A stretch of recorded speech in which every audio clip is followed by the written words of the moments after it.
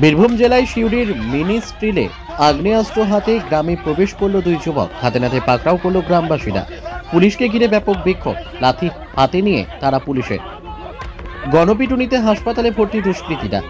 স্থানীয় সূত্রে জানা গেছে, আজ দুজন যুবক বাইরে থেকে এসে আগ্নেয়াস্ত্র নিয়ে গ্রামের ভেতর প্রবেশ করতে যাচ্ছিল। সেই সময় গ্রামবাসীরা হাতে নাতে ধরে ফেলে ওই যুবকদের। খবর দেওয়া হয় পুলিশকে। সাথে চলে গণপিটুনিতে একজন গুরুতর আহত হয়েছে। তাদেরকে ইতিমধ্যে আটক করেছে সিউড়ি থানার পুলিশ। ঘটনাস্থলে গেলে পুলিশকে ঘিরে বিক্ষোভ দেখাতে শুরু করে উত্তেজিত জনতা। কাজী আমিরুল ইসলামের রিপোর্ট, এস নিউজ বাংলা।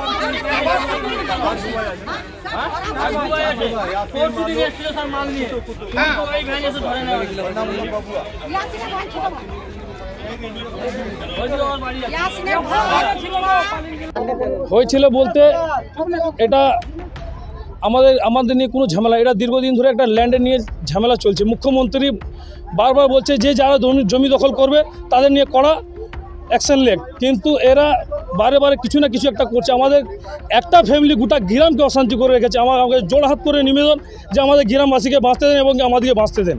আমার কাছে আর কিছু চাওয়া পাওয়া নাই। ওরা দিন দুপুরে অস্ত্র নিয়ে ঢুকে যাচ্ছে। আমরা বাঁচবো কোথায় যাব? যদি এখন আমরা দিনে সেফ নাই তো রাতে কী করে সেফ থাকবো? ওরা একজন আছে মালু আনসারি, একজন আছে কুটু আনসারি, ইয়াসিন আনসারি, বাবু আনসারি, এবং কি ওদের দিকে ইন্ধন দিচ্ছে ইকবাল, জাহিদ, কুতুবুদ্দিন। ওরা তিনজন অস্ত্র নিয়েছিল। এই দিন দুপুরে চালিয়েছে, মিস হয়ে গেছে, তারপরে পেপার স্প্রে করেছে ওদের দিকে। এটা হয়েছে মিনিস্ট্রি স্টার ক্লাবে। আমার নাম বাবু আনসারি।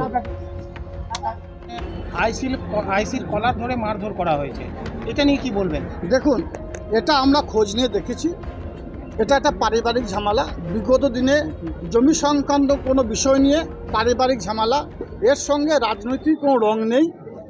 এবং পুলিশ অতি সক্রিয়তার সঙ্গে, বীরভূম জেলা পুলিশ প্রশাসন অতি সক্রিয় আছে এবং সক্রিয়তার সঙ্গে ওর মোকাবিলা করছে। 2-4 জন অলরেডি অ্যারেস্ট হয়েছে। বাকি এই ঘটনার সঙ্গে যারা যুক্ত আছে প্রত্যেককে অ্যারেস্ট হবে। আমরা পুলিশ প্রশাসনকে দলগতভাবে নির্দেশ দিয়েছি, এখানে রাজনীতির কোনো রং দেখার প্রয়োজন নেই। এই ঘটনায় যারা যুক্ত প্রত্যেককে অ্যারেস্ট হবে এবং তাদের বিরুদ্ধে কড়া পদক্ষেপ নেওয়া হবে। 2 জন আগ্নেয়াস্ত্র সহ 2 জনকে ধরেছে পুলিশ একদম ঘটনা। দেখুন, আগ্নেয়াস্ত্রের প্রসঙ্গ যখন বলছেন, এটা আপনার জানা দরকার আছে। সিউড়ির পাশে ঝাড়খণ্ড, তো ঝাড়খণ্ড থেকে আগ্নেয়াস্ত্র সাপ্লাই করা হয় বীরভূম জেলাকে উত্তপ্ত করার জন্য। এবার দেখতে হবে আগ্নেয়াস্ত্র কোথা থেকে এসেছে, কীভাবে এসেছে। আমি আগেও বলেছি, আবার বলছি, বীরভূম জেলা পুলিশ অতি সক্রিয় আছে। বীরভূম জেলায় বিগত দিনে দেখেছেন 2011 প্রাককালে সারা বীরভূম জেলা জুড়ে মানুষের ঘুম ভাঙত বোমার আওয়াজে। প্রশাসনিক তৎপরতায় মাননীয় মুখ্যমন্ত্রী মমতা বন্দ্যোপাধ্যায় সেগুলো বন্ধ করে দিয়েছেন। আপনারা 23-এ নির্বাচন দেখেছেন, 24-এ নির্বাচন দেখেছেন, একটাও বোমাবাজি হয়নি, গুলিবাজি হয়নি।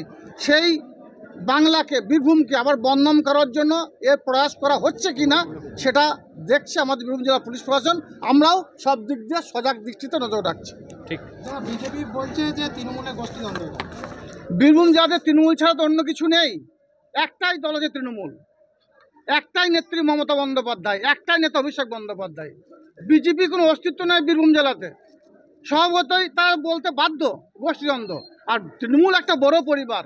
আমি বলবো না তৃণমূল দলের সমর্থক নয় বা তৃণমূল দলের সদস্য নয়, হতেও হতে পারে, তারা তৃণমূল হতে পারে, কিন্তু তৃণমূল একটা বৃহৎ পরিবার, সেই পরিবারের মধ্যে ঝামেলা ঝগড়া হতেই পারে, কিন্তু আজকের দিনে যে ঘটনা ঘটেছে সেটা একটা পারিবারিক ঝামেলা, এর সঙ্গে রাজনীতির কোনো রং নেই।